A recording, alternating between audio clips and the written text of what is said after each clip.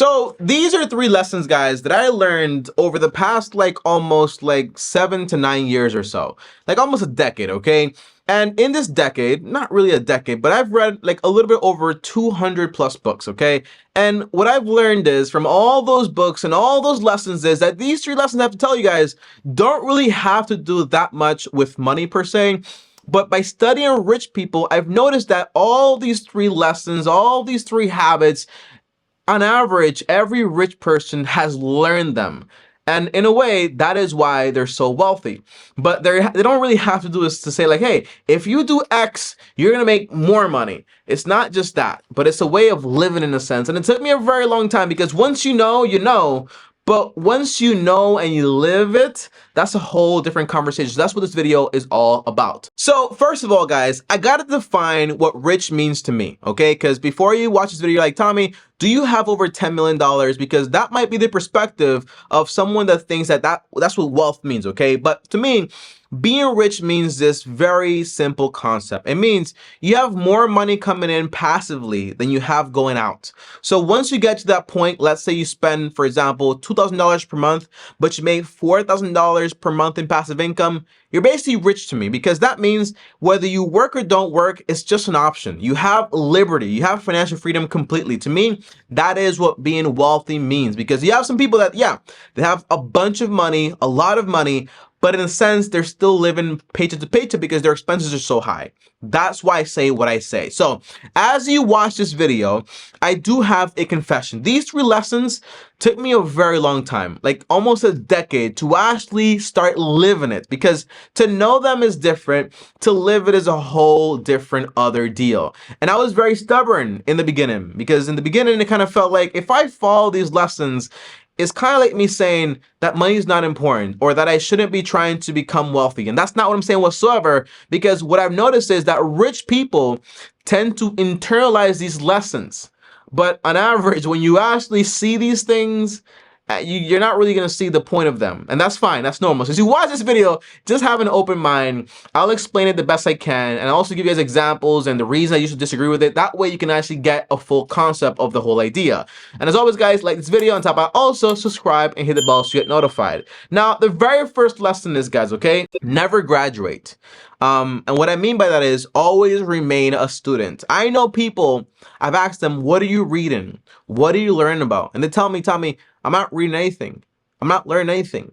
I already reached the point that I wanted to reach, and that's why I'm here now. I'm fine. Everything's normal. And when people talk like that, they forget about what becoming obsolete basically means. Obsolete is something basically stops being useful. Now, being a student gives you a mentality that basically there's always something to be learning. Now, I don't mean you're always trying to discover the reason for the universe and all this other stuff, and you're trying to understand everything in the world, because you can never actually possibly understand everything. But it's to say that you're always constantly learning. I used to have this perspective of whatever book I read, I'm reading it for this one reason specifically. I want to get this out of this book. I used to read for reasons, and now I read for the sense of learning and just removing ignorance from my brain and just studying overall. And this means, for example, how do you apply this in your life? It means you're always reading, you're always learning, and you're always teaching. If you read something and you try to learn it via practicing and so on, and you try to teach it, it helps you internalize it. But the people that usually stop, by the way, a lot of people never read anything. Like whatever they read is what they got in college or high school. They just stop learning. And those people tend to become stagnant. They don't actually progress in anything. And I don't just mean, for example, in the sense of like, I'm always trying to learn more in taxes about money. I also mean about my faith. Like I'm a Christian, right? So I'm always trying to learn how, like, to basically learn more about my faith. Where does this come from? Like, why is this, you know? So it's always just remaining a student, always learning is super important. And that is super important when it comes to getting wealthy, because the people that get wealthy are the people that are always staying one step ahead. And how do you stay one step ahead? When you refuse to learn what's next, okay? But again, don't confuse this with becoming obsessed with knowledge, because that is just not where it is. Because I know people where they're so obsessed with knowledge that they forget about application. Knowing things knowing a lot of things does not mean you're actually doing any of those things. Okay, so it's better to go slow and steady than to burn yourself out. It's better to learn a few things and apply them than to know a lot of things and not apply anything. It's better to know one good book than to know 100 and not do anything with them. Okay, so that you're constantly learning. This is true, whether it's career, whether it's faith, whether it's money, but you're also constantly applying, learning, and teaching. That stuff is awesome. Okay, that's what I mean. Now, number 2 is learn to be content. When I was younger, I would have hated this statement because it would kind of make me feel like if you tell me to be content, you're telling me to be okay with where I am right now. You're telling me that I should not be trying to achieve more wealth, to basically get a better career, to earn more money, to try to be better. You're telling me that it's just fine where I am. And I don't like that. Now, that's what it sounded like when I was in that perspective. But the truth is, that's not really what it means. Being content means, hey, I'm okay. I'm happy with what I have.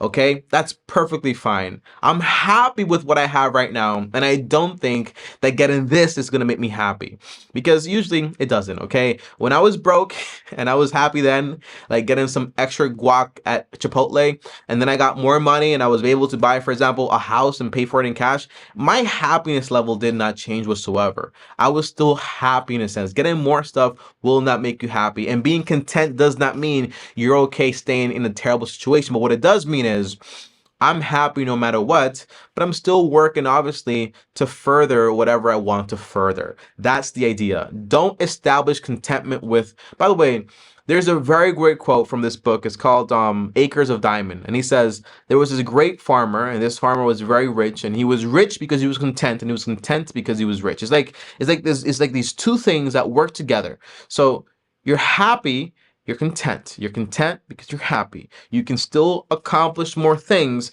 but it's to say, don't put off your happiness until you get those things, because it's a terrible concept, because you don't know how long it'll take, and most likely getting a new car, a new house, a new this, a new that is not going to make you more happy. Now, I know my enemies here. And my enemies are, for example, marketing, because marketing is companies always trying to, in some way, influence me to buy stuff I don't need. That's how America works. That's how society works, okay? They're always trying to, in some way, you have a computer, but there's a 2022 version you don't have. You have a nice car, but there's a 2023 version you don't have. There's always something new. And they always put it in a way that for the average person, because I read this from, I think the guy's name is Mark something, I forgot. He's like this pastor guy. And he says, you know, when you're trying to get someone to keep wanting more, you can't possibly have them be able to afford things. So all the things we actually want, like the house and the car, these are all things we cannot buy for. The average person can't buy them. So what do you need to do to actually get them? You need to have debt. And you buy these things, and then something else comes out, you buy it more, and you buy more, and you buy more. And it's a cycle of you get into debt, you get into more problems, you get into more financial issues, and you're never free, but you have the stuff, and you find out, like, if that stuff is going to make you happy, why would you want more stuff to make you happy? It means you were never happy in the first place. That's the point, okay? So contentment is this, okay? And my second enemy is my ego. Ego is a real thing. Everyone has it, okay? I do want to have, for example, a fancy house. Like, that's my ego talking. I want to be riding around in Mercedes. It's a cool car, okay? But overall, is it what I need? Is it going to make me happier? The answer is absolutely not, okay? So when you do those studies, it shows you that. So do the research. There's a great book on this. It's called Stop Acting Rich by Thomas J. Stanley. I think that's the author's name, okay? But it's a great book. Thomas J. Stanley, Stop Acting Rich. It tells you exactly who the rich people are and how these things are not actually going to make you wealthy whatsoever. What helps me with this the most is today I have a baseline budget. It's exactly what it sounds like. It's what I need to basically live, my baseline. So you have, for example, shelter, utilities, your grocery, transportation, and it's about like $1,000. And beyond that, I add an extra $1,000, and that's basically for extra stuff. But I know I'm still fine just with $1,000. So learn to be content with what you have, and it's okay to keep learning and growing and getting more in life. But be content with what you have. Okay. Now, number 3 is focus on what's actually important. You know, for me, that's God, that's family, and then that's everything else that follows, like my career and everything like that. Okay. But early on, when I first started getting so involved with finance and money, I was like, yo, I gotta lock into this money thing and not worry about anything else. Because that's what I tell you, right? Like when you watch all those videos and those motivational videos, like focus and lock in. You gotta ignore everything. You know what I mean? And it's like it's great TV and entertainment and dramatic stuff, but it's a terrible life, you know? So when that stuff happened, it had consequences. Like, there were people that passed away that I was not able to enjoy time with because I was so focused on money. There were relationships that I was continuing to have because basically I was focused on money that was ignoring my overall health in a sense. There was also my actual body. It was just basically so focused on money, judging from my body, that basically, guess what? I was obese. You know, there's a lot of factors here. My faith also super weak, okay? Everything super trash. But the money aspect was great. But what I mean is, when you have a full life is basically you try to be the best in every aspect. I'm not telling you this video, hey guys, forget about the money stuff. It's not what I'm saying, okay? There are great people with money out there. But what I mean is, if you are, for example, locked into the important things in life, because when people get to an age where they're older, they don't think about goals, they don't think about money, they don't think about success and achievements. They tend to think about family, and usually if you're a Christian, think about God, right? And I'm a Christian, so God is first on my list. But for the average person, they're talking about relationships and the things they did, the things they regret, okay? So that's the main thing in life, relationships, and you can't really buy those, and if you buy those, tend to be fake. So keep those things in mind and keep them locked in. So overall, just to summarize here, you have, for example, remain a student, learn to be content, and also know the things that are important. And if you look at these qualities, more than often, you will find these qualities tend to be in people that tend to be well off more than people that tend not to be well off, okay? Because if you follow these qualities and you're always a student, you're always trying to learn something new, always trying to be better, whether it's in your craft or your faith, you tend to have some success. Because one of the rules of nature is that whatever you plant, it must give you something, okay? So if you're constantly planting and growing, you must get some results. It's how life works, okay? So that's the overall idea. But guys, I hope this video makes sense. If I was 19 years old watching this video, it would not make sense for me because I was so locked into the wrong things, okay? But if you are mature enough or just open-minded enough to actually grasp these concepts, you will actually probably have a much better life than I did initially. But it's a part of the process, okay? So for me personally, I would have just focused on keep learning and not just learning about just one thing, but becoming a complete student, a student of life in a sense.